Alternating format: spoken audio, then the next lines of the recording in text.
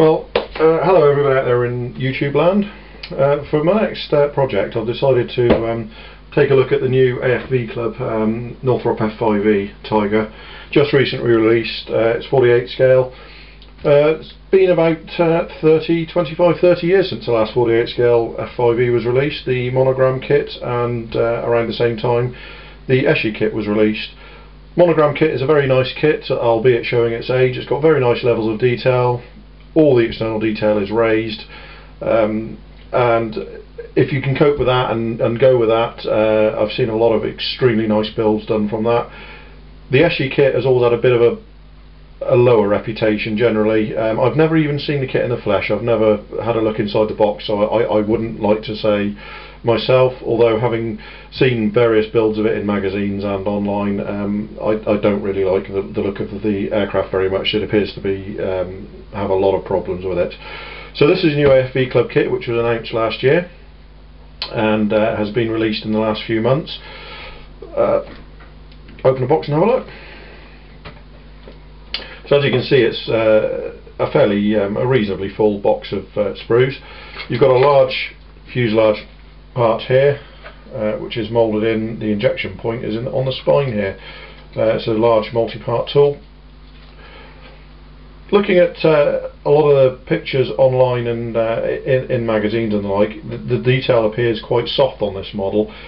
Quite often that's a result of the magnification levels used when you see these in magazines and online. In the flesh, the detail actually looks very, very nice, I have to say. I'm very impressed with it, very happy with it, and look forward to working with it. It looks like it should take a wash, which I like to do with my models very nicely. So there's that one part there.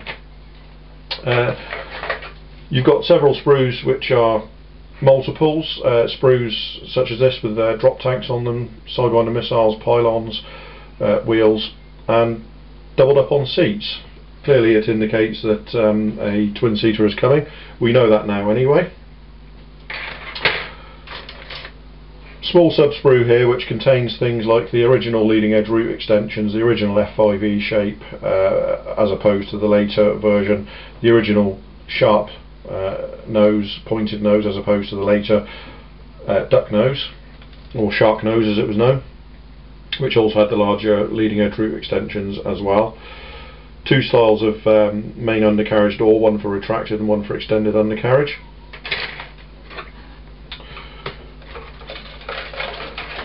Another sprue here. You can see the lower fuselage here with the lower wings moulded in. I don't like that as a method. I'd really rather they'd had the wings completely separate, but we'll work with what we're given. Two styles of blow-in door for the auxiliary intakes on the rear fuselage. Another bit that I don't really like is the way the rear fuselage is separate, potentially for an engine to be the engines to be displayed. I don't really like that. I would have rather had the lower and upper fuselages moulded in one piece. Hopefully the join won't be too bad. I've seen several builds of it online already, and the join does indeed look fine. So we live in hope for when I get to that part of the model. Another sprue here. It's got all the flying surfaces on it, the upper wings, tail planes, vertical tail with a separate rudder, all the control surfaces. Leading edge flaps are also separate on this model, so you'll be able to pose those as you like. And there's an Acme pod as well on this sprue. In the last few years there seems to have been a whole host of different styles of Acme pod. I'm thinking this one is probably appropriate for a 1980s aggressor stroke adversary in US colours. Small sprue here with the interior parts. I'm presuming somewhere, if I look around, there will be side consoles with detail on them, because the actual cockpit here has no detail on the side consoles. I'll have a look later. There's also separate panels for the fuselage, for the forward fuselage, the nose. And here's the nose parts. It's interesting that you've got this cutout here for the port cannon, the port M39 cannon to be displayed, but no parts for that in the actual model. So presumably they have resin planned. They know of who's going to do resin. And something that caused a bit of consternation initially was the separate lower fuselage part here. It has allowed some better moulding. I did think initially it was probably to allow the Tiger Eye, the RF5E, to be done, but I think that's going to need an entire new forward fuselage as well, because the contours change all through the underside of the nose. Time will tell. Very nicely moulded, as I say. I like this kind of detail. It takes a wash very well. It's not easily obscured by multiple coats of paint. It's just heavy enough for what I like in a model, especially 48 scale. A little bit surprising, there's a little bit of flash around some of the model, which did catch me by surprise, but I'm finding that's quite common these days with Eastern kits from the Far East are very, very finely moulded, and it does seem to allow flash to creep in more often than I'd like. Nevertheless, with a little bit of cleaning up, it should be fine. Superbly clear canopies here. Nothing really to say about them. They look very nicely moulded. I don't see a problem when I come to use them. You've got options in the model for a US Air Force Aggressor, a US Navy Adversary, Singapore and Malaysia. So there's a good selection in the of different markings in the kit.